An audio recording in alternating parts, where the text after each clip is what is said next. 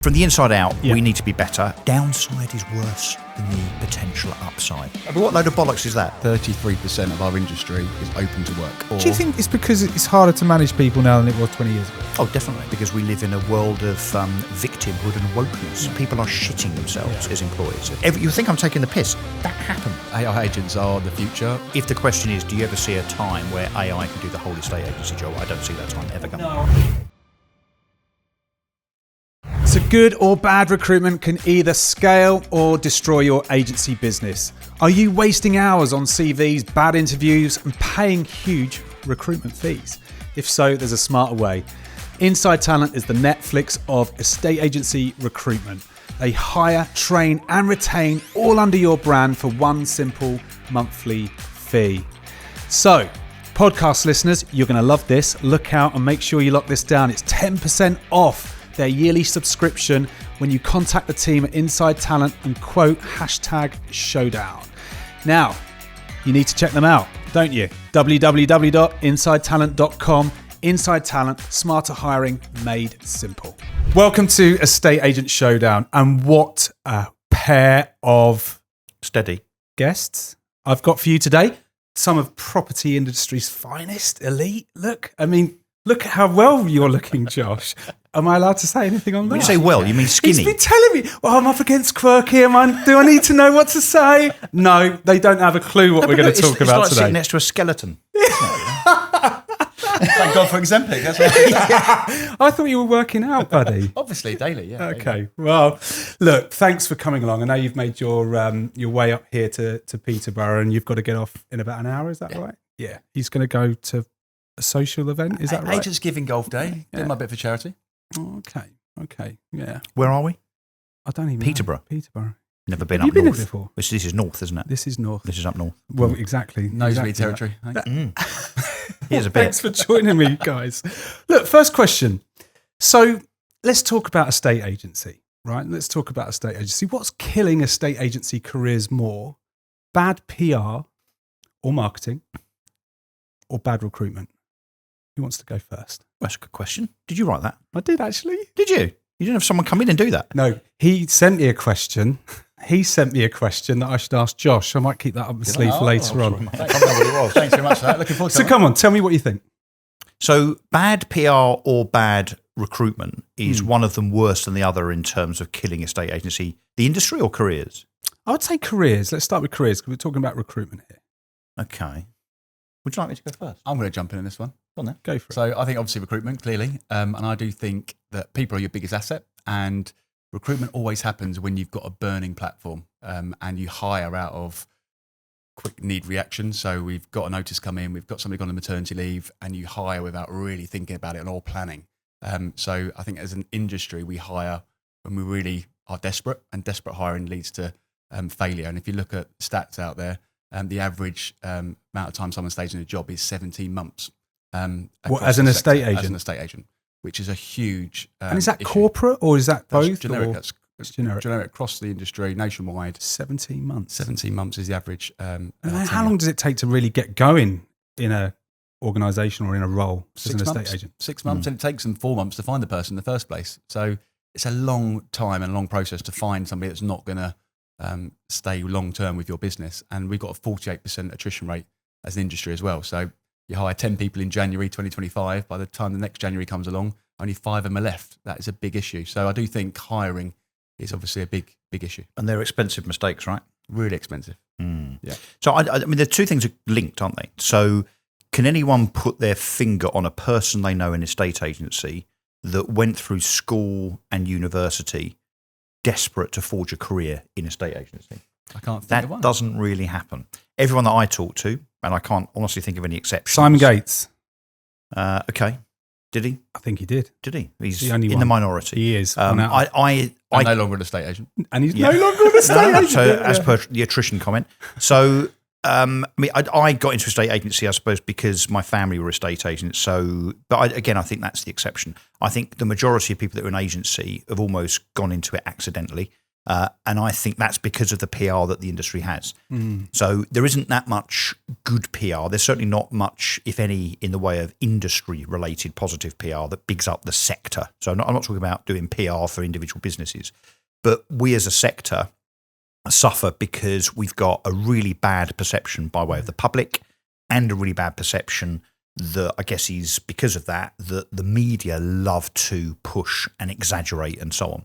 So I guess one thing leads to the other. So, you're not going to get good candidates and therefore recruit really productive, good people if we don't even have a sector in the first place that is seen as, I'd like to be an estate agent. Because in other countries, so you go to the US, for instance, being an estate agent, in fact, anybody in sales is seen as quite a kind of, a laudable thing. You're seen as, professional and successful. And it's not seen as something that's got a stigma. I think anyone watching this has probably been in a situation where they go to, I don't know, drinks with the school mums, drinks with the school dads, or they get introduced to someone at a party or whatever. What do you do? And they almost think, oh, I really don't want to say. We've all been there. I want to say, I'm in the property industry. Oh, what? You're an estate agent?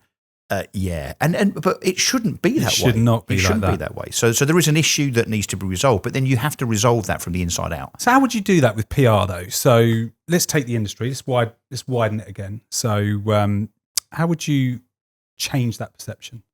So I think some of the perception, some of the kind of stigma is well founded. So I don't think, and look, I think most people that know what I say when I'm on podcasts talking about the property industry know that I say this frequently. But I know you love enjoying working with the public. You've told me that before. I do love the public because they're always so kind, considerate. Right. They always do what they say they're going to do. They're reliable. Fingers crossed here. So from the inside out, we need to be better. We are not as good as we should be. So I think some of the criticism of estate agents as a sector is justified. So how do we resolve that? We've simply got to be better at being estate agents. And again, I'll cast aspersions here, and in your comments, there'll be people saying, yeah, but I don't do that. But I know agents that aren't as bad as that. There's always going to be exceptions. So when I talk about the industry, I talk in kind of generic terms, I suppose. I don't think we're very good when it comes to customer service. I don't think we're very good at justifying our performance. I don't think we're very good at justifying a decent fee. We're unregulated. There's no licensing. I think we're seen as unreliable because often we are.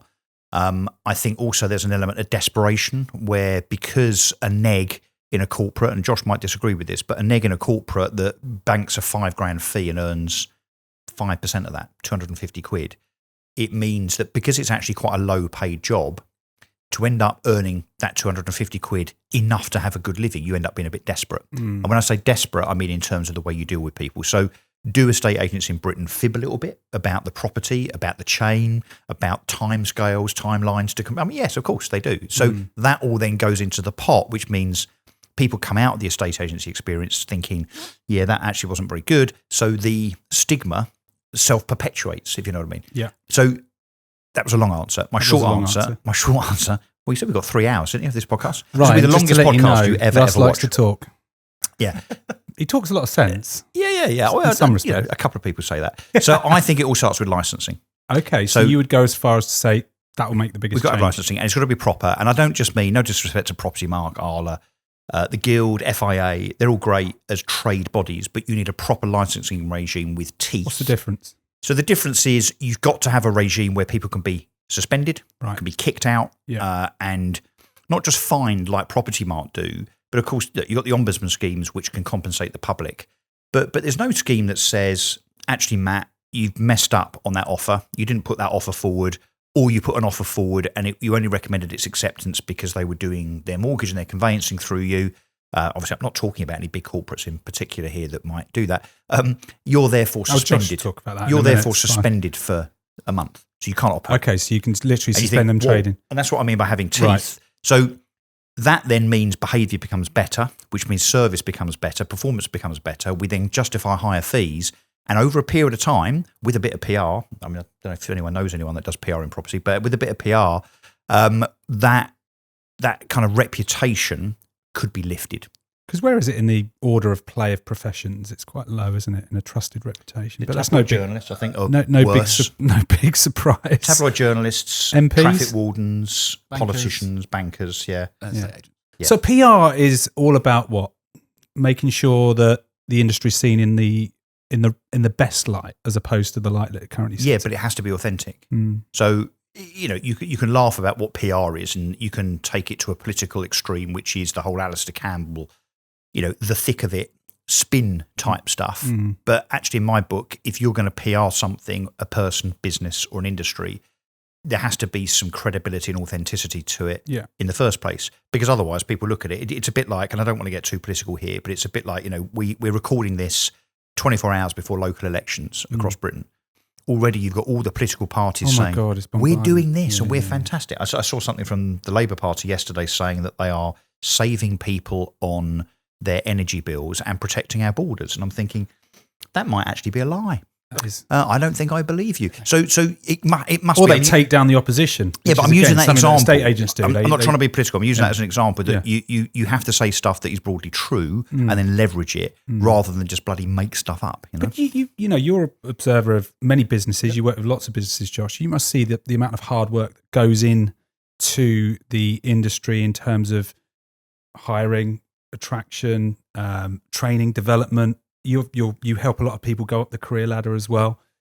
Do you think it gets a bad press for the right reasons, or do you think it's actually fair because actually there's a lot that could be much better? I think there's a lot that can be done much better, but also it's out of that individual's control 9 times out of 10 as well, and sometimes even out of the business's control. So regulation, for example, until we are regulated, I'm totally with Russell. I don't think anything's going to change, and that will have a knock-on effect on fees. And guess what? We can then hire better people and keep them. But I think we can do, as an individual, you can do the best you can do, and you can not listen to the noise outside of your office and do the things right by the customer and give the extra service and go the extra mile to make sure that you're delivering on what you believe in, because I think that gets a little bit lost from corporate to independent to corporate to self-employed. Yeah. I mean, you're right, we do chase the money and we do make decisions based on money, and sometimes they're not very short term and not based on the right things to do by the customer.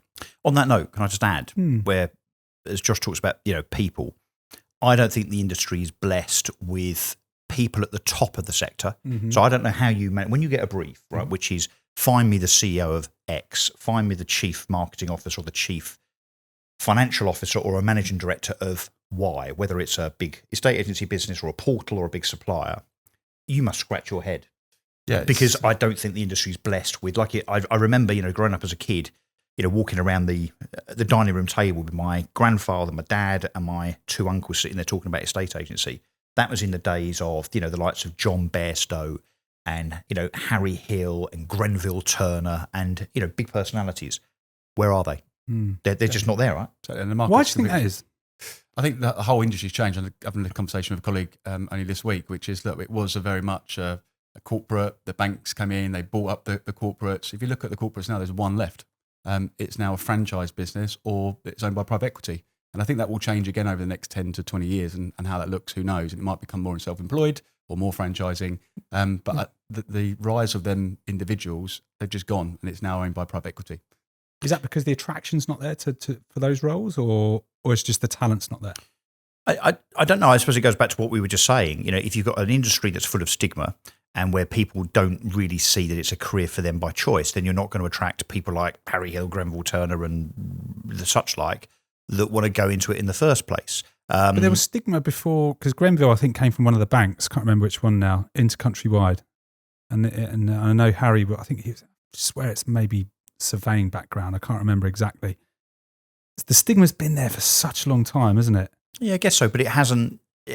No one's done anything to really improve it. No. Also, so much more red tape. There's more red tape. Is there as much money going around as there was before? Who knows? There's more competition now. Definitely more competition. Loads more more red tape. It's harder, I think, and you have to deal with more issues day to day that you probably didn't have to deal with 20 years ago. But there's a good example that I think is a really good example. Let's take Foxtons, right? Yeah. And I'm going to use it as an example only because I think it's a great case study for what we're talking about. Yeah. John Hunt starts the business, one office in Notting Hill, expands it, and it becomes the go-to London agent as a seller. Maybe not if you're a tenant or a buyer back in the day.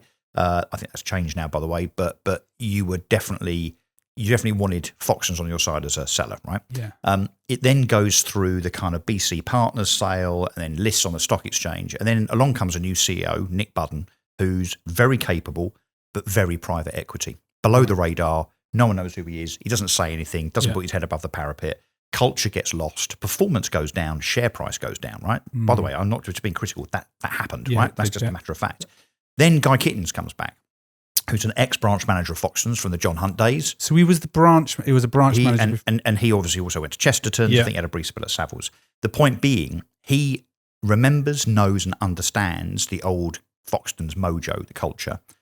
Guy Gittins comes back in, reinvigorates, regenerates Foxtons, particularly around culture, performance. Let's celebrate. Let's have the best people. Let's be a place that you really do aspire to work at. And lo and behold, what's happened? Their pipeline at Foxtons now is the most it's ever been, and they have seen a doubling of their share price in the last 12 months. And I think that's down to that individual and their profile, their ability, but above all, the culture that they kind of encourage, impose, whatever you want to say is the right word, on their business. But can you think of how that is that the same in Connells Countrywide, LSL, Leaders, Romans? It's just not, is it? I mean, most people probably don't even know who the CEO of Dexter's is. For instance, that's a really good point. Let alone what their culture is. Well, yeah, but again, it comes from authenticity. And I think, look, you've just got to be, as a boss, I think you've got to be authentic. You've got to stand for something, have a vision, convey it, but convey it almost publicly so that not just the public understand and investors understand what you are as a dynamic, what's in your DNA, but also the staff then, your team think I'm really proud of this. Do you think people, it's easier to hide now in terms of, when I say easy, maybe the fear of being called out all the time is something that drives people away from those, putting their heads above the parapet. Can I say the first controversial thing then of this podcast? Go for it.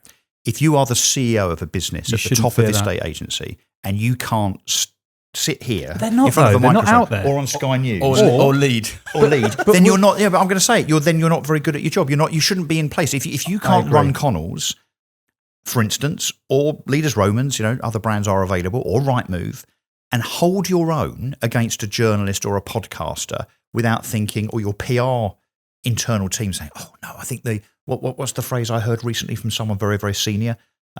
You'll know this because I think we were having a conversation about it. The downside is worse than the potential upside. Yeah. What a despicable way of looking at it. Yeah, there was a terrible, terrible attitude. But what does that really say at the core? Well, it means they're not very confident in either their role or their business. And I understand, and actually Foxtons, Guy Gittins is very visible, very vocal. He is one of the few leaders of a publicly listed business, a PLC.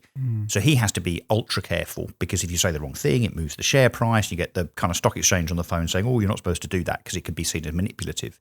But all these private businesses like Connells Countrywide, I don't know how big Connells Countrywide are now. They're probably the biggest brand. Yeah, biggest brand, house of brands. Yeah. I mean, they're invisible. I mean, from a public perception, they are completely and utterly invisible. And look, Connells do a great job, very profitable. Lots of people are there and have been for a long time. Their retention, I mean, mark me wrong if I'm wrong, is really good. But I just want to hear and see a bit more from people in our profession. And going back to the first question you asked, how do we kind of, how do we make the perceptions better and hiring better? Well, maybe we need some of our so-called leaders to stand up and actually look like leaders and not just managers. And how would they do that? In your opinion, Josh? I think we spoke about this before, that fear as well. I think people at the C-suite don't come up and talk out because, again, they're fearful of their jobs. And they're worried that their big bonuses aren't going to be paid that year or their shares are going to lead to anything. So I think there's a fear of actually saying the wrong thing on the podcast or in front of the media. And guess what? They'll be axed because there has been some axes that have happened recently. So I think that's why the CEOs don't lead. And I think from the front, and in regards to what you said around people kind of standing up and being out there, people want to look at a leader and go, like, I want his job or her job. And I don't think there's not many people coming through to take them big jobs either. So where is our next John Hunt? Where is our next John Cook? Where is our next whoever it may be? They're not coming up either. So whether we're squashing that talent and we're not allowing it to grow, or the leaders aren't championing that talent and bringing them through. And then we end up pulling people in from outside the industry, which has happened with Purple Bricks twice. For sure. Happened with, Become retail. Yeah, it happened with Countrywide very famously. And, not every time, because I suppose, you could say the same of Rightmove. They don't necessarily bring in people from property to run that business. But Rightmove is a juggernaut. It's a tanker. It's just running anyway. But we bring in people from outside who then think, this property business looks a bit easy. It's really not. They've and anyone that's found been found out the hard way, right? Particularly in a downturn, it really isn't that easy. But that's one of the messages and then it goes wrong out there. because they think that there's no one good enough in the property sector, so therefore I'll go and get someone from Money Supermarket or someone from private equity or from venture capital or whatever that's got 17 MBAs and 14 masters and a PhD in yogurt knitting or something, and they think as a consequence of that person's going to be stellar. We need to be breeding people from what I call the back office, the send-out room, as it was when I was a first estate agent, all the way through being a neg, being a lister, being a manager, being an area, and all the way up to the top, like a Stephen Shipley, that would have gone. But that doesn't happen now, does So it? in the corporate career ladder, you mean? So it's homegrown talent. Yeah, but maybe roles are promoted from within the business. Yeah, maybe another short answer is pay people more. Well, but it comes down to the whole fee issue again and making it. And they're not charging enough. So they can't. Exactly. Until it's regulated, I can't see it changing. So just coming back, because obviously there's models now. Everyone talks about models. Estate agency is a role or a career. Which model are you backing in terms of humongous growth in the next 5 years? But is it going to be sustainable? Because the success rate for self-employed estate agents versus corporate, is it fairly similar, or would you say there's more people leaving self-employed after 2 or 3 years because they've realised how hard it is? So, what's the future look like in your eyes? I think it's a great question. First of all, so thanks for putting me on the spot with that one. That's all right. I think it's horses for courses. I think I had to get the question out somehow in the end. Sorry about that. Thanks. So I think it's horses for courses. I do think the self-employed market will grow. And whether that be in the model of a brokerage or whether it be more franchise, I think that market would definitely grow. And the reason for that growth is really that there's only one corporate left, right? If you look at a corporate, and we can argue what a corporate is. Sorry, who do you think that is? Connors Countrywide, I think, is the last corporate. Not LSL? No, LSL's a franchise business. Franchise. Purple Bricks, no private ownership, fallen on its sword. Dexter's, not really. Foxton's not corporate. No. So I think a corporate really is anything over 10 branches, if I'm honest, because you have proper systems, you have proper processes. But if you look at the old school, what is a corporate, there's only one left. So that's changed massively. Changed. But even though there's huge consolidation in the sector, right, as in loads of deals being done, so you've got fewer businesses owning more branches. But so almost the direction of travel in terms of those branches being sucked up, it doesn't accord with some relentless kind of corporate juggernaut thing, because there is only one corporate left. It's strange, isn't it? But are there models for self-employed brokerages, or not to call them a brokerage? Sorry, Adam Day. Are they becoming a corporate model in some ways in the industry and taking some of that space now? I think what the brokerage models or the self-employed models do is it gives individual an opportunity to grow their career further. So at the moment they get stuck at that regional level, or there's somebody in a regional job and they can't get there. Where do they go from there? Well, they don't enjoy it. They don't enjoy it. And I think we over-promote as an industry as well. We start, right, you're a junior neg, senior neg lister, manager, and you have to be a regional. Actually, a really good lister might not necessarily be the best branch manager or the best area director. Can we just take the opportunity to have a pop at some of those labels, by the way? And you're not guilty of this, but on LinkedIn. So can I just take the piss a little bit? Please go for it. It wouldn't be me without a bit of piss taking, would it? Right, get ready to edit this bit. What the hell is a senior executive branch manager? What load of bollocks is that? What do you think it is? Well, no, I think it's someone that wants to be paid more, and their boss has said, I can't give you more than that 15 grand basic. Word. Yeah, 15 grand more basic. And so I'll tell you what I'll do. Yeah, I'll stick the word executive in your salary, and maybe you can have a 320 BMW, not a 318. I mean, that's... But do you find a lot of those kind of people are stuck? I mean that in the nicest possible way. They were probably stuck in their role. Stuck in their roles. They don't really want to go alone because they've got too much security, and they don't really enjoy what they do. Managing people isn't for them. They keep getting a high turnover of people around them, so they're constantly training new people, and they either go or go off into self-employed world. Do you feel there's a lot of people stuck like that around the industry? And if you look at some LinkedIn stats, so live stat from this morning when I ran the search, 33% of our industry is open to work. They've got a toggle in the background on LinkedIn saying, come and get me to a recruiter. or internal recruitment function saying, So "Get can me their out of here." bosses see that? Their bosses can't see that unless they spend lots of money on LinkedIn like we do. But I can. They could message you though, couldn't they? Could message, yeah, definitely. So that's staggering. I think that's probably closer to actually 50%. Yeah. If I tap someone In real terms. In real terms. So have a conversation. It doesn't matter how many ski trips, how many bonus structures, how many kind of potential promotions you're going to give. They have checked out. They are in the departure lounge waiting for. Do you think it's because it's harder to manage people now than it was 20 years ago? Oh, definitely. Yeah. Why do you think that? Because I think, and this isn't just the property industry, because we live in a world of victimhood and wokeness, frankly. Don't get me started on the politics, Matt Giggs. Well, no, because now... it is a political kind of problem. It's a massive, I think, the UK issue. I think it's a huge UK issue. So the change over the last 20 years has been that, when I started, which is, a few years ago, I'll admit, 1984. Yeah, that's right. Yeah. When I came out the trenches with me Winchester, I was, the 1980s, Josh, not the 1880s, thank you.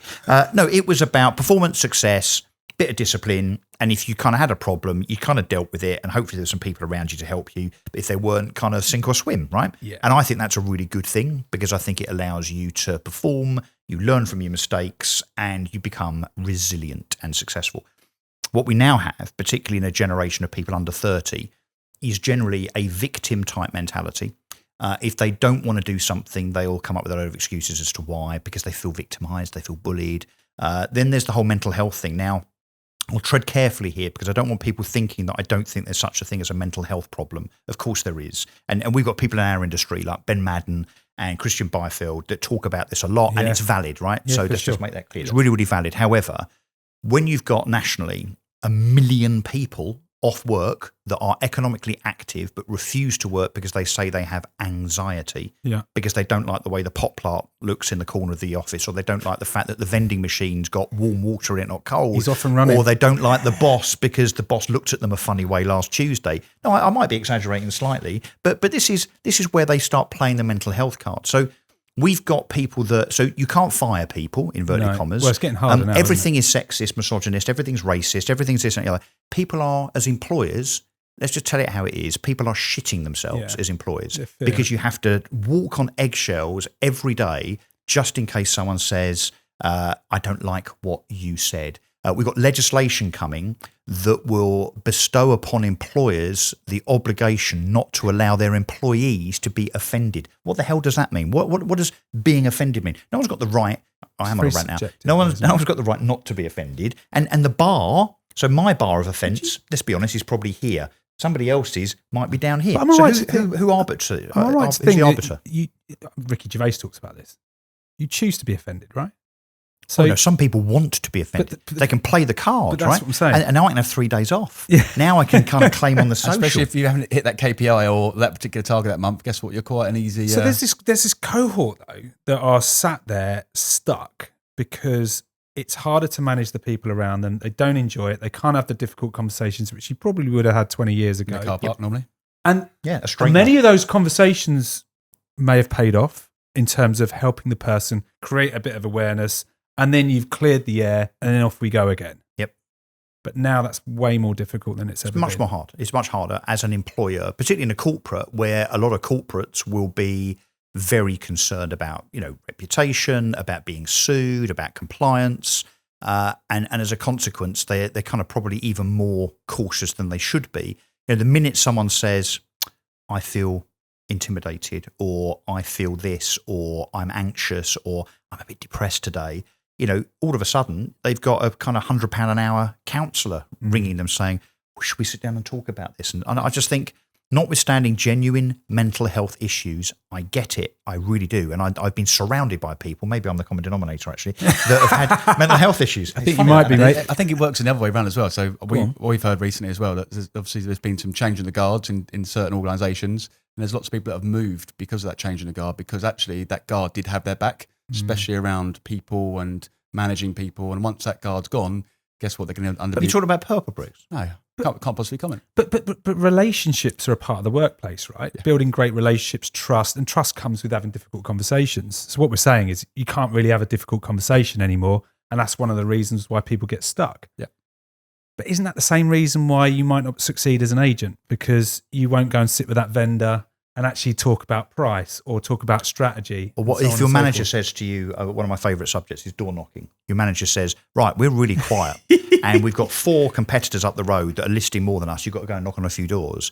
Well, 20 years ago, it would be, oh, God, really? All right, go on then. You'll do it, and then you get a bit of success, and then you maybe a little while later, you become an advocate of it because you go, do you know what? It does work a little bit. Now, that employee says, no, that will be anxiety-inducing. I don't want to do that. And actually, the fact you're asking me to do it, Matt, I find offensive and outrageous, and I'm going to complain to HR. Now, you think I'm taking the piss. That happens. Yeah. That happens. Well, is that good for productivity Is and that success? bad recruitment? Yeah, I mean, none of the people we put in say that, but there you go. But no, I do. Yeah, because you vet them Yeah, right at the beginning, right? But would you manage that in the interview process? Are those expectations managed and they part of the induction now? Because let's be honest, if you're going to be an estate agent, part of it is to have uncomfortable conversations. Yeah, and I think that on the interview process, that an interview I still think needs to be more involved than it is. A lot of us just hire on gut instinct and go, do you know what, you remind me of me when I was 25 or 30, whatever it may be. And we're still hiring desperately. I think psychometric profiling, literacy, numeracy, meeting people in the business, getting that culture fit is absolutely So paramount. hire slower, Hire slower. fire faster. Correct. But I see a lot of people hiring fast and firing slow. Oh, yeah. Well, because, again, Comes back to the same legislatively, thing. it's harder to get rid of people. And that's going to get worse because obviously the employee rights bill's coming in. You're going to get somebody that's Is just that definitely happening? definitely going to happen. It's passed in the Commons. That will come in, and they have the same amount of rights as someone with 2 years. But, plus. sorry, even the name of that irritates me. Yeah. You know, the employee rights Is it bill. like- Like there's been no employee rights up till now. Is it right? like the tenants kind of version of It's of basically employing? you get full employment rights day Yeah. one. So if you're a wrong and you've managed to get through the interview process through kind of just fibbing, and on day 2, it's, my God, this person is completely unsuitable. Nope, they're there. That's it. Or they You're stuck. disappear. They're on the pip straight away, and it takes 3 months just to for get rid of people them. listening to this, because you At sound cost. like you know a bit more about it than I do. But anyway, there's a problem. Someone's joined 4 weeks in, 6 weeks in, 8 weeks in, something like that. Mm-hmm. Usual probationary period timing. It's not going well. How does that work if you want to get them out the door So at the moment or in the future? in the future? So the future, Sorry. I think that's going to be very much a performance management solution, and it's going to take 3 months to get rid of that person. It's going to be, let's sit down, let's talk around why you're not performing or why you didn't turn up for the last 2 weeks or whatever it may be, and actually give them some targets to turn up in the office at 8:30, attend the morning meeting, whatever it may be, or hit them certain targets. They know the employer knows that person's not going to work out. The employee knows they're not going to work out, so they're wasting each other's time. But the employee is going to get 3 lots of salary, 3 lots of NI, 3 lots of pension contribution, and the company car for 3 months. So that's the downside. I mean, that's a conversation we should be having as business owners or managers or leaders anyway, right? But you think that's one of the main? Do you feel that's one of the main reasons why maybe people will just go into the self-employed space and they'll look at the self-employed space now, even as an independent estate agent, and think higher salaries, less rights, less opportunity to make decisions and cut our teeth with the right people. You can see that with EXP, can't you? With lots of independent agents joining EXP to take the cost out of it from a Rightmove and supplier cost, but also for the staffing. The staff is a headache, and if you've got people on a self-employed, but you've got to find people that have got at least, I would say, arguably 9 to 12 months worth of money behind them that are financially secure to be able to make that leap. And as we know, because we're all business owners, it's not hard. It's not easy. Sorry, it's hard. Yeah. You have some ups, you have some downs. It's a roller coaster. And you have to hold on, and you can't let go. But do people think it's just an easy move? So if I pay Russ 70% commission, there's no salaries, NI, pension contributions, it's an easy decision. But I think a lot of businesses, and I'm talking to you out there as well, who are actually fully independent estate agents, you employ small teams, you've probably got some good people around you, I would imagine as well. The temptation to go from what you've built, and you're probably closer to success than starting all over again in a new model. Does that make sense? So what you think, so as someone with 1 or 2 branches, 1, 2, 3 branches. yeah, I can certainly see why someone with that kind of business because it's not want easy to go out and attract but the right people, is it? But you wouldn't want to be employing 40, 50, 100 people No. because it's just an absolute headache. Yeah. And it's proportionally now more expensive, of course, because you've now got NI increases, again, without wishing to be political, but Rachel Reeves, as of April, has slapped on another 1.2% as an NI contribution by the employer. She's very popular amongst business owners, small business owners. Yeah, it turns out this week that there's a poll of entrepreneurs and most of them don't like her very much. I mean, go figure. I wonder what that is. It's because she's crushing them and because she's making a millionaire leave Britain every 45 minutes. But cut your legs off. Growth. Yeah. I think she means growth in what? I don't know. Unemployment, ultimately. Growth in the laughing stock that we are as a country on the world stage. Sorry to go off piece, but a farmer friend of mine, it's disastrous for him at the minute. Yeah, of course. And he's having meetings with his people this afternoon. But coming back to estate agency, but what I'm probably trying to get at is that there's nothing easy, right? You do a self-employed model, right? Yeah. And in recruitment. And how many? 24. 24. And that's been pretty steady now for a while. It's been steady, but it's been hard. And I think when you're not managing these people because clearly they're you've self-employed. got a brand, like a real clear brand. But it's still hard to lead because people learn at different rates. People want different things. People might want to place 10 people a month into a job. Some people might replace one, and they want to have that work-life balance. And I think that whole work-life balance plays into being self-employed because they want to earn good money, don't get me wrong, but they want a bit of their life back. They want to see their kids. They want to see the people that are nearest and dearest to them. So yeah, I think it's hard running a self-employed model. It's hard running an employed model, and it's getting the right people in the right seat, doing the right job. And they are different people, I think. I think someone that is quite happy to kind of sit at the back of their Bears to Ease branch and has done for 20 years, and almost to be reactive. And again, people will be now putting in the comments, "Oh, yeah, no, my Bears to Ease branch isn't like that." Well, look, a lot are, and you can't hide as much. Either, your move, Reed's Reigns, Adrian's, whatever, Dexter's, whatever brand you want. There are definitely people that sit there, kind of hiding at the back, being reactive in terms of a valuation lands on the branch's lap, or a Rightmove inquiry comes in. We're very, very passive. The difference between those individuals and those that venture into self-employed is that as a self-employed agent, you have to be proactive, particularly when it comes to finding your own leads. So lead gathering, lead nurture, and closing. Because although you might have the benefit of a platform behind you, like an EXP or wherever, you've still got to be self-motivated, self-disciplined, and self-starting, right? And that's not. I don't think that's the majority of UK estate agents. So what I was with Verona and Verona Frankish of Yopa and Adam Day on from EXP on this morning, and they're actually, though they're self-employed models, they're very different actually, and in the amount of support and. I think Verona's model kind of helps with the funding of it as well, and they have done for quite some time. Do you think lead gen is the reason why the self-employed agents fail to get traction? I think it's a mixture of both. I think it's lead gen, and I always hear marketing support to obviously generate leads, but also it's no one's cracked that first sort of 3 to 9 months where they're not earning. You've got Kenny Bruce with the Agency UK, which is getting closer, so 30% of your money up front, which is amazing. And there'll be other ones I think would jump on the bandwagon of that. But you don't want to pay somebody because the whole point is you're self-employed. It just messes someone's mindset up, so you hire the wrong person. But they've got to have some kind of financial support to be able to do it. And I think when I first started, my back was against the wall, phone, yellow pages. I just made it happen. You just make shit happen, excuse my French. That's what Damien did, one of my business partners, and Derek and Ollie. Yeah. You have to. And I don't think we're made like that anymore. Like you said, the new generation, it's more beanbags and more Netflix and chill. Do you think that's dying out a little bit now? Do you think we've gone over the hill of that sort of? We've got lots of people coming back to the offices, and that's changing that dynamics because obviously the pension companies want their people back in their buildings and bits and pieces. But so I think there's a return to work, and I think that's a good thing. And I think that's healthy.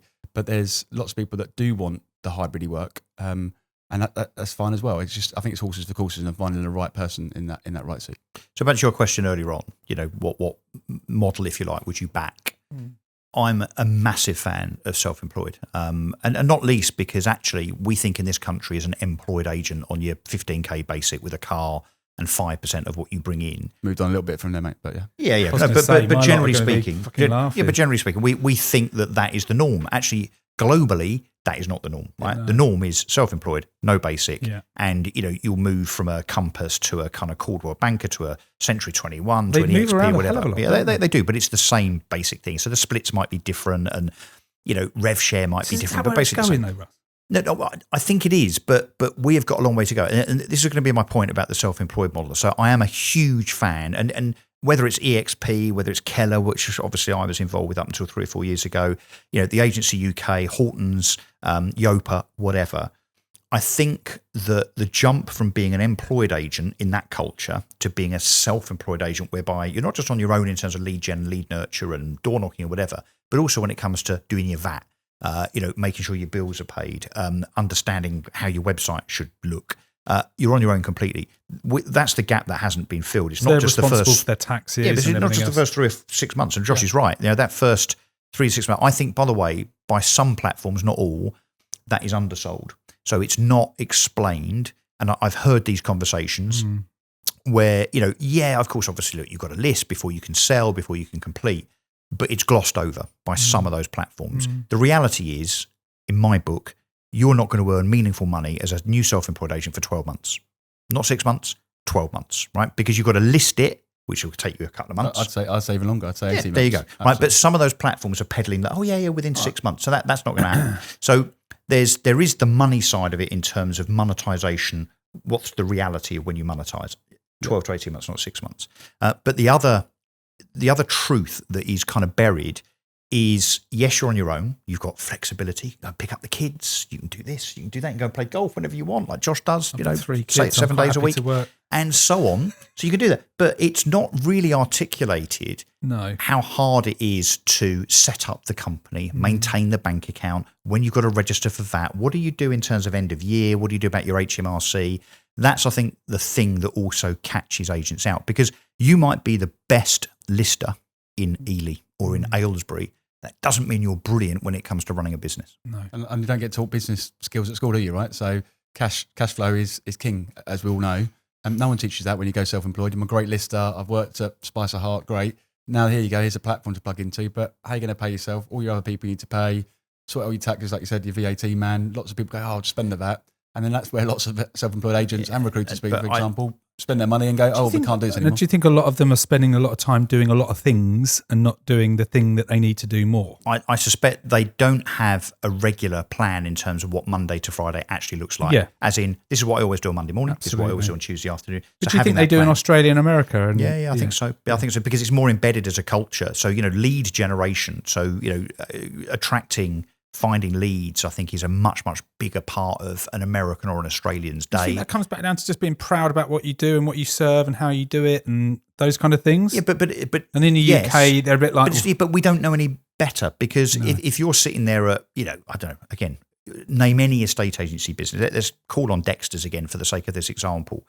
Your job as a neg or a lister or a branch manager is probably not that 35% of your day is lead generation. No.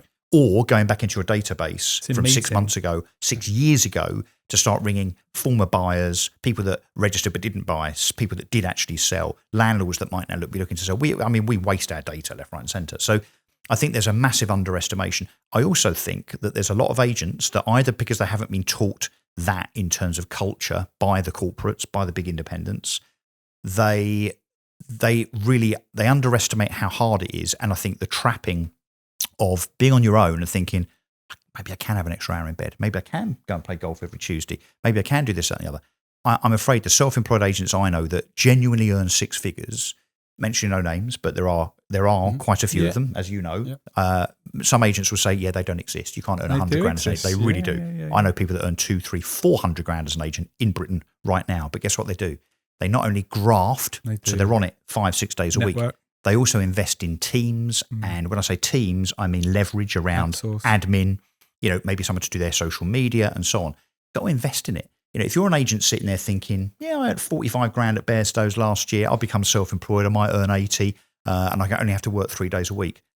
Just stay at Bairstows. It's business, right? You have to keep feeding the beast, otherwise it's never going to grow. And I think it's harder than you think. As a culture as well, we always get distracted. There's lots more distractions, I think, there are now than there ever has been. And your phone ping-in, social media ping-in, if you're working from home and the kids are coming in your office, wherever it may be. So I think it's really hard. And there's lots of self-employed models that have a playbook.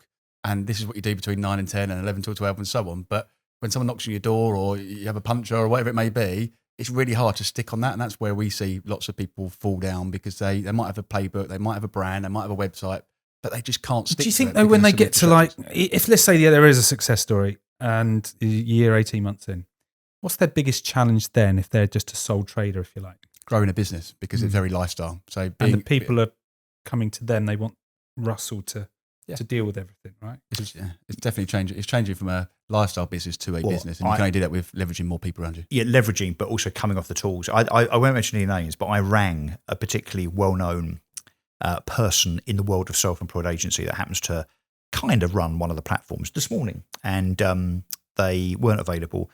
They won't bring me back for a while. And do you know why? It's because they're out doing evaluation, which is in our blood, right? So if you're an agent and you now run a team of agents or a self-employed platform, of course you want to keep your hand in. But as you get bigger, and let's say you've got 20 agents, 80 agents, 200 agents, you can't be all things to all people. So you can no longer do all the social media and value 5 properties a day and mentor and train your agents and make sure that all the compliance is in order. Oh, yeah, you just can't do it. So, but again, I go back to my point about investment. You've got to probably put more money aside, again, to Josh's point, to make sure that you've got enough money coming in to pay the bills for that first 12 to 18 months. But also you've got to invest. You've got to invest in marketing. I hired an accountant. A whole different conversation. But an accountant. Payroll, yeah, done everything. But an admin assistant, someone that can book your viewings. Absolutely. Someone that can make sure. She got on with people. Yeah. I didn't want to be doing that. So if you're a self-employed agent, I mean, chasing around trying to get the copy of someone's driving license for an hour and a half on a Thursday afternoon is madness. There's some crazy stuff that people do, for sure. And I think AI agents will come in as well, a lot more to this as well. Well, yeah, we're going to come on to that, funnily enough. It's a great shout. Let's go. AI agents. So I think AI agents are the future. I think it's already here. I think we're doing several things at the moment with outsourcing admin and social media already. But I think it'll take the lower skilled bit out of our jobs, and let's speed up the processes, speed up systems, etc. And we won't need them junior negs maybe. And if you can have a system and a process that's there, that's running in the background, that doesn't sleep, that can contact people at 8, 9 o'clock at night, they can book viewings, etc. I think that is the future. So you'll lose that kind of lower level person, and I think you can automate lots of probably the property management, sales progression to a certain degree as well. Do you think there's a genuine chance that because they are learning, it doesn't stop, does it? I mean, literally, it's crazy how fast these AI platforms are just picking up your own tone if you're using it, let alone anything else. How far down the line do you think we'll be when it'll literally be like 50-50 in the industry? You've got half of your team is AI. And well, it depends on what tasks. So if the question is, do you ever see a time where AI can do the whole estate agency job? I don't see that time ever. Well, no, I don't believe that, because I think the human touch, the feel, empathy. Yeah. And you can train AI to understand that, booking a viewing based on an open calendar and then confirming it and then reconfirming it and then following it up even is a thing that's pretty easy as a process. AI will never take over from a really good agent. It'll be an AI agent together. Because what AI won't do is to be able to answer and solve very idiosyncratic problems. Like my husband's disappeared and we're estranged, but he's got to sign the contract. How's AI going to deal with that, right? It needs a human being. The same as it does, I think, with offer negotiation. You could probably get an AI bot that does the negotiation, but it won't be the same as humans doing it because of the empathy and the emotion that goes into stuff like that. But what it will do is give the agents who have got that in abundance the tools to. That's what it would be. To do more deals, to list more houses. It's AI enabled. What about? Let's talk about AI versus Rightmove. Let's just switch it up. Well, that's interesting. What is the question? Will AI usurp Rightmove? That's why I got him on. He just knows what I'm going to ask. But in fact, he asks it in a much better way. So, go on. Maybe I should have a podcast. Yeah. No, I think that. So ask that question again, just so. That's the key. So that question was? Big question is, will AI usurp Rightmove? So I think AI. Are you allowed to comment? Yeah, I can comment. Okay, good. So this is what I think. I think AI. I might have a business left at the end of it, but I can try. So the greatest threat to Rightmove, might have been Zoopla, might have been on the market, might have been booming. Turns out not to have been. Could have been. I mean, on the market particularly. I mean, look, we can talk about that forever in terms of what Ian Springett messed up in terms of that being an opportunity for agents to get together against the power of Rightmove. Why did it mess up? Just quickly, why did it mess up? One word. Because Ian Springett, in my opinion, was, I tread carefully here, lawyers are watching, was disingenuous when it came to the proposition. He pretended it was all about the agents and it was really all about him getting rich and taking loads of money off the table. And when the mask slipped, he did that took the money, and actually on the market just ended up being another Rightmove, although much, much, much smaller. What is happening with on the market, by the way? So can we do this as a little segue? We can do it as a segue, but don't forget that question. So yeah, no. So it's a good one. So I was going to say, AI is the biggest threat to Rightmove they've ever had. 100%. 25 years old Rightmove is now, right? Yeah, so 2000 they started. We're now to 2025, 25 years old.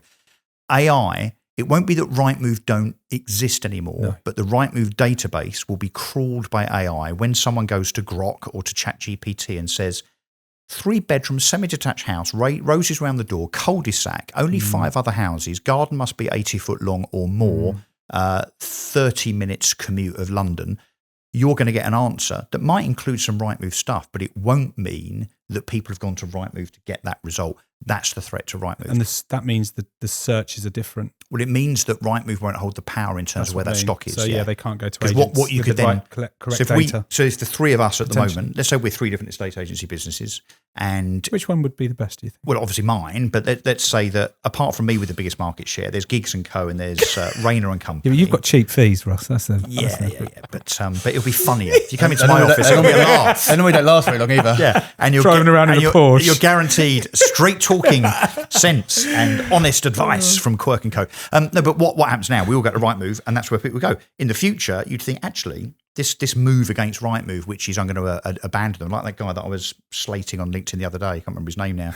Yeah, I hate Rightmove. Sean. Shouldn't be on there, Sean. And I said, but why are you on there then? If you're leading by example, come off of it as an example. Anyway, let's park that for a sec. What we'd now do is the three of us would then have our own websites with our stock on, and AI, Grok, ChatGPT would find that stock on our website. So then you think, I don't think I need Rightmove anymore. I don't need to be paying them $1,500. We've all talked about Rightmove. Well, and I there's been still lots of see people. agents sharing Rightmove links on their Facebook but your pages. question, it's a great one because I think it should be the biggest question It's the big in the question. industry this year. Well, I'm not sure it is yet though. No, I think It will be now. No one's brave enough it's yet. a huge question, and I'd love to get someone from Rightmove to tell us what they're doing to capitalise with all. I mean, they've got the money. luck. They've got the money. I They've got the think money. that- I They've got think the they're budget. gonna- yeah, They've got the brand. They're synonymous to the consumer. You'll never get someone from Rightmove to go public There's a challenge. So come on, because you're too you know you want to. scared. But the point is, it's a consumer habit, right? So the consumer habits are changing. How many people I speak to now compared to 6 months ago who use ChatGPT every single day? Me included, yeah. Me included. Yeah. Lots of people included, not just in our industry, outside of our industry. So it's catching on like wildfire. And that means people are just going to go straight to that to go, I wonder if, is there anything with, like you said, the flowers outside the front door? Because it'll be able to sweep everything. And and at the rate in which it's learning is just going to absolutely, it's going to be like a hockey stick, isn't it? It's just going to accelerate at that point. So let me presuppose if you were now sitting here with two representatives of Rightmove and you were asking that question, what Rightmove would say is, oh yeah, well obviously we understand AI and you know of course we're working behind the scenes on something really, really innovative, which by the way would take them about 5 years to actually deliver. They're not thinking like that. They're not thinking about. But is it a time for them to build the relationship with their agents?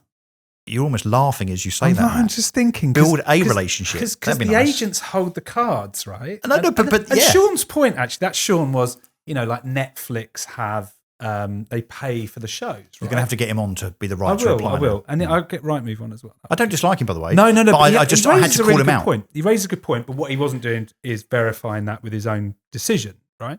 But if you look at Netflix and all of these shows, their brand pays for the shows. Rightmove doesn't pay for the listings. We pay Rightmove to upload the properties on there to help Rightmove grow its profit, right? Which is ultimately what it's doing. Yeah. And then the relationship with the local, I can't even remember what they're called now, reps, if you like, are very inconsistent across the country. What I 20% hear, up, 20% up, 20% up. Well, subscription fees. But look, I think Rightmove, if you use it today for what it does in the right way with all the tools, you can really get a great return of investment. Right. However, the threat of AI is incredible. Right, so Rightmove should be doing something about it now. In fact, they should have been doing something about already AI are. bot. They're already over AI. We looked at Facebook before. Facebook's going to take over. But there'll be years So in the do you making. think, Josh, that they're doing something about it? Of course they are. Absolutely. Of course they are. They've been doing it for years. They've got the data as well. They've got loads of money behind them. They've got the biggest brand, I would say, in the industry, as we all know. They've got the most profitable probably in the It's industry. the thing we're going to disagree on today, isn't it? But could they reverse into the estate agency industry and just go direct to market? Yeah, and then they lose the agents. That would be the catalyst that actually allows agents at long last to say, okay, we're done with you, to come away, to kind of Sean's point. But maybe something eventually will make that happen. No, but what Rightmove might misunderstand is that it isn't about what they do in terms of some AI-generated search. Whilst they've got a public-facing database, AI will crawl it from anywhere. So that's their threat. And I'm not sure they understand. This might be, look, here's a speculation. I don't know if this is true, right?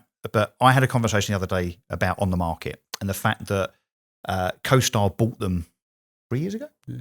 3 years ago. For 100 million quid, 2.5 years ago, something like that. Yeah. 100 million quid, right? And the rumours were that it was going to be rebranded to home.com and they were going to spend cartloads of money on marketing. 2 years later, we've still almost got that was the pledge as well. The brand's redone. It's not always, so nothing's happened, right? So and we're almost kind of still got the Chaz and Dave, those shitty Chaz and Dave adverts going on, haven't we? Right? So Jason Tebb, no disrespect to him, nothing's changed in 2.5 years, even though they're now under new ownership. Why haven't CoStar as home.com pulled the trigger on that marketing spend? Do you think, here's my speculation, it's because they themselves are worried about AI and thinking, we might actually not even have a business in 2 or 3 years' time because AI will become, through ChatGPT or Google or wherever, Meta, it will basically nullify the very reason for On the Market to exist. So why go and stick 20 or 30 million quid into marketing? I'm just asking. That could be why we haven't seen On the Market have that investment in marketing. But I think if you're Rightmove at the minute, they are, of course. I mean, they've got a lot of data, they've got a lot of information, they've got a lot of profit as well. Powerhouse, and they're a powerhouse. But what I think we're capturing here with this is it's a little bit of the unknown, but you could predict it by the rate of knots of which it's growing currently. If you go back to 1999 when Rightmove launched, nobody in a estate agency particularly took to it. I think it was, if you didn't walk into the office, you're a waste of time. That kind of stuff. The paper will never die. If you go from where we are now, well, it was also owned by big competitors, right? It was all the big guns, and then once everybody's on it, everyone wants to be on it, and so on and so forth. Then it's been synonymously invested in by the agents to become the profitable company that it is. But AI is different. It's different in so many guises. It's the true democratization. It's of property very search. much democratization, and that is never before. Like never before. Yeah. So look, it's. I haven't checked because I don't know when we talk about this, but Rightmove's share price, I wouldn't be surprised if over the last 12 months it's down. It's certainly not going up at the rate of knots that it was maybe 2, 3, 4 years ago, where it was just seen as a machine, that it was seen as an entity that couldn't be stopped. I think this is the biggest threat to Rightmove that they've ever seen. You said that one thing, and then you got Murdoch offering 6.2 billion for it. So is that right? Yeah. So clearly there is an interest from a big powerhouse. But he's not gone back for it. He hasn't gone back for it, no. But So I'm fascinated as to see what happened, and I think it does put the power back in the hands of the agent. So it takes us back 26 years, but kind of in a good way, really. Well, the newspapers, wasn't it? Once upon a time, you had to have more pages in the paper than the competitors, and so on and so forth. So there's always been this advantage of investment. So if you've got a bigger budget, you can have a bigger advertisement and everything else, and that's probably still the same a little bit with Rightmove. I think in 5 years, when 20-year-olds now are 25-year-olds thinking about being a first-time buyer, the notion that they will go to a very old-fashioned static website on a desktop browser and put in, I want to live in Aylesbury and I want to spend up to 400 grand. It's not going to happen. It's like queuing up at the chippy. You don't have to do that anymore. Rightmove will do that anymore. Right? Do you not? No. Do you have a gherkin? Yeah, but I have it delivered. Okay.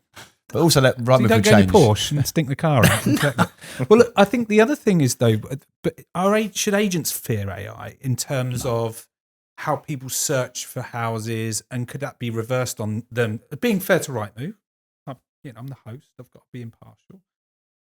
But can they work against the agents with AI? I think so, for all the reasons that we've just laid out. That you need people as agents out on the field to value, because I think we're a long way away from AI being able to accurately value any property, given all of its peculiarities and idiosyncrasies. AI will say, oh, it's another 3-bedroom semi in that road. Okay, it's pounds per square equals X. But what about decor? What about corner plot? What about planning permission? What about the loft room potential? Speed of sale, appetite, motivation by the seller? AI ain't getting that for a long, long time. So you still need people and for the negotiation. So no, I think agents should embrace it. And actually technology providers, so the likes of, the prop tech businesses that we all know and, admire, maybe some of them at least, that actually do something, that aren't just solutions trying to find a problem. He's got a green card there, isn't he? Yeah. No, we those AI should be embraced by those entities, including estate agents. I think it's good, and by the consumer. I think it's going to open a world up. Tech right? or team? Tech or team? So tech-enabled team, I think, is tech-enabled team. Tech-enabled team would be. No, I'd say, look, a good team needs good technology to make it really, really. But are teams being discouraged by the government's current situation with small businesses, making it very tough? Well, no, if anything, it encourages self-employed, doesn't it? Because you don't have to pay employers' national insurance and so on. And if you're self-employed, you own a business as a self-employed agent, then you can be VAT registered, which means you get your VAT back on stuff that at the moment you can't. Things are tax deductible in terms of things like your fuel and all sorts of stuff. So there's a huge advantage to this push towards the gig economy, isn't it? But the gig economy within, no pun intended, by the way, the gigs economy. I thought that was a really good pun, actually, if I'm honest. But I'm sure you'll use that in a future episode somewhere. No, so I think it's to be valued and embraced. But I think that there's we'll remember what happened to Blockbuster. Now, there's a brilliant book, by the way, without getting too geeky, called The Innovator's Dilemma. And it talks about IBM and it talks a little bit about the likes of Blockbuster and so on, where you get these huge entities that have always been successful and are bulletproof, so they think. And when, a little pretender comes along, like Netflix did to Blockbuster, and Netflix and Blockbuster have a conversation about being Blockbuster by Netflix, and Blockbuster say, do you know what? I just don't even think you're going to CDs through the post, live streaming of videos. That will never be a thing. 3 years later, Blockbuster are bust. Netflix is now worth $100 billion. Yeah. The Innovator's Dilemma is a book that the exec team at Rightmove should read today because I think they are under threat. The tip? I think that's really kind of you to share that. I'm here to help. I'm sure they'll have a look tonight. I'm here to help. But on that whole piece, I do think at the moment that not enough probably credit or not enough thought is being put into it as a AI as a threat. Yeah, we're a backward industry, aren't we? Let's be honest. I mean, when it comes to technology and so on, it's behavioural. We're not great at adopting, are we? But again, AI, I don't see it as a threat. I think it's a massive advantage for everybody. It's just it's the way not a threat you use it for everyone. If you adopt it, if you embrace it, completely, sure. completely. But the industry should. But I think our industry is one that waits for somebody else to do that. Sheep. We are sheep. We follow the leader, don't we? Yep. So if you had the choice of PR or recruitment to get your business off and running in that first 3, 6, 9 months, and you were going to go for it. He's goading us, isn't he? Here we go. Get your boxing gloves out. Should we just say, look, both of us just agree that both are equally important? And then that Scupper's Giggsy here trying to cause trouble between. He's trying to drive a rift between our friendship. It is called the Showdown for a reason, but yeah. Yeah, no, fuck recruitment. Anyone can do that. Anyone can do that. All you do, especially AI, you just get a postcard, you stick it in your window, neg wanted. Yeah, that's what you do. Yeah, definitely. And then if not, we put it in the paper. Yeah, paper. Yeah, a few leaflets under windscreen wipers in Sainsbury's car park. So look, I'm biased. Obviously, I would say PR. I think there's... Do people underestimate PR, though? I don't... Most don't understand the value of it. Okay. So PR is not just about reputation. It's not just about it being a sales tool. It's about, creating brand awareness, which also then equals trust and credibility. I don't want to do the whole sales pitch thing. But that then helps you hire the right people, right? Yeah, well, it's a brand. So brand is a really, really important thing, whether it's personal brand where you're a self-employed agent, as we've been talking about, or whether it's the brands that we know and love, whether it's Ben & Jerry's, Netflix, Aston Martin, Kawasaki, whatever, right? The brand says what you are. Yeah. Rightmove actually is a really good example of a brand. More people search the term Rightmove on Google than property. Yeah. That's true, right? Because they've built that brand incredibly so, and they've made it, here's the word, synonymous with what they do, right? So what you want to be as an agent is synonymous with the best people in an estate agency business, getting you the best buyer at the best price in the best possible time, right? That's what you want to, and I think, back to the Foxtons point, and I don't want to kind of big them up too much, but Foxtons as a brand, previously and again now, in my opinion, they have a brand reputation which is somewhat sharp-elbowed, Get the job done. but really good. Well, and that's their saying now. Oh, is it Get really? it done. Oh, there Get you it go. done. Didn't right? even So, know. but that's I've exactly always what I'm saying. seen So that's exactly Yeah. what I'm saying about brand, right? So they are now synonymous with get your house on the market or your property to let. You will get it done. That's what I mean by brand. And you can only really do that. You can do it with ads and you can do it with Google, PPC and so on. But PR is much more surreptitious because it's a journalist saying good stuff. And I don't think it's understood in the industry. But the difference is, I think PR is definitely a slow burner, whereas recruitment, obviously to Josh's benefit, is much more immediate. Because if you want to change your team, you know, you And can do people make profit, right? So it's all around getting the right people. And I think emotional intelligence and making sure that we do invest in people, great people, but give them the tech to enable them to be better at what they do is a great place to maybe finish off today. So we didn't really fall out, did we? No. It wasn't the So football, we it don't wasn't really you do, bang do we? Ben fight that I thought it was going to be. No, it wasn't. No Well, no, slogging out. but I think most But sensible Josh people in the gave you a industry list of things I couldn't ask. Russ came in, said, "Let me take over." So, to be honest, Isn't this that's my podcast? But no, look, I want to thank you both for taking time out of your busy schedules to come and join me today. And travelling so far. And travelling so far. What car were you in today? I've bought, what did I choose this morning? A Macan, Porsche Macan. Porsche Macan. It was a lovely drive What about up. yourself, Josh? I've gone all green. I've bought a Tesla today. Such a woke tosser. Someone's got me. And on that note, we'll finish there. Thanks for listening. Thanks for watching. Subscribe, download, and follow our journey. And by the way, send this to someone who's not only going to laugh, they're going to love it. I'll see you soon.